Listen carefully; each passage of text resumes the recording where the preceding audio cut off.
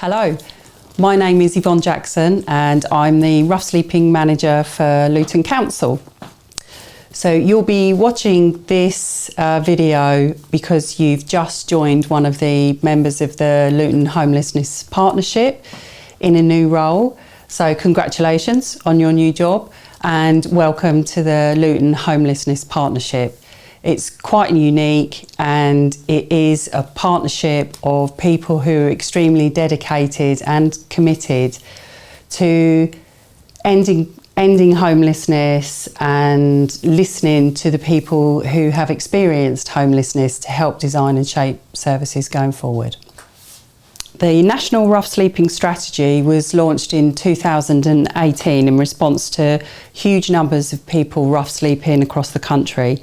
The strategy acknowledged the harms caused by rough sleeping by also releasing grant funding to address the health and housing needs that were unmet. Never underestimate the harms caused by rough sleeping.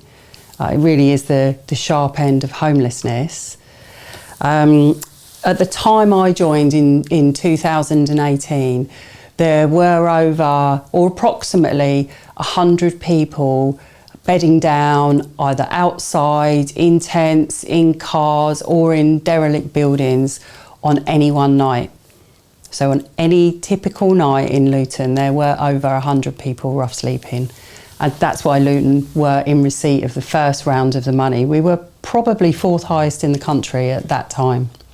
In partnership with all the organisations on this induction video and more that aren't, we use the funding received from central government to bring in new services and build new pathways for people rough sleeping. The current rough sleeping number is approximately 90% lower than it was when the strategy was launched and the rough sleeping partners came together. But unfortunately, people do return to rough sleeping, and we do also find people new to rough sleeping on a regular basis. So the number does go up and down, it fluctuates, but we've done well. As a partnership, we've done well, and the numbers are pretty low right now. I'm going to show you a picture of the pathway and just skim through it. The important thing for you to remember is the organisation that you're now working for is very much part of the solution to rough sleeping, whether it be on the front line, on street outreach, early mornings, finding people bedded down, or whether it's at the end of a person's journey where they're leaving supported accommodation with new skills and moving into private rent. Every organisation contributes in some way to the ending rough sleeping ambition by either preventing people from rough sleeping or helping them recover from rough sleeping. This is a visual of the pathway. It's not perfect and life does not flow a predetermined path, but it will give you a sense of partnership working that takes place. All organisations on this pathway understand trauma and how it impacts on individuals, and they all work in a trauma-informed way. If you haven't yet done trauma-informed training, then that's something for you to look forward to. Taking a trauma-informed approach is absolutely vital in supporting people who have had bad life experiences, bad experiences of services, and have been let down in the past. And I think it's safe to assume that any person rough sleeping has been let down and has had bad experiences.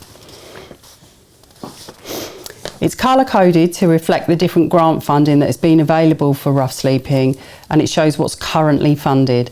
This has changed over the years, but this shows what's being funded right now. The column on the far right is the specialist staff that are funded via rough sleeping grants.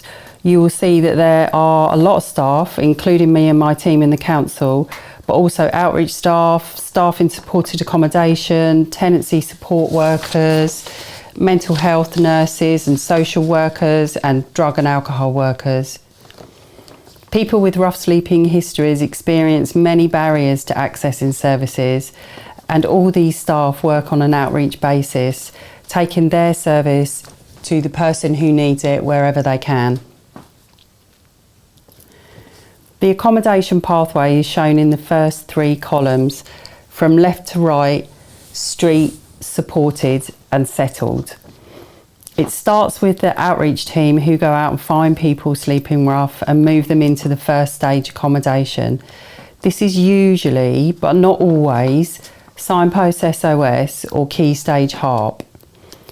From there, people are generally resettled into one of the hostels or supported accommodations for a period of up to 2 years.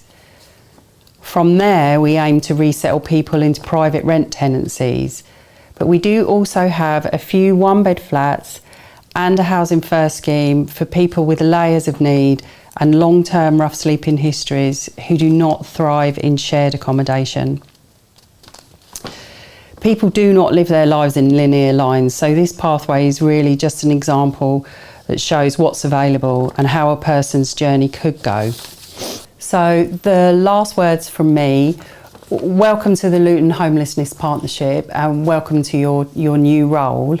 If you can, please go out and visit some of the other partners on the pathway, and also, if you can, do try and go out on one of the early morning outreach sessions with the NOAA outreach team. You may find it a useful learning experience. All the very best.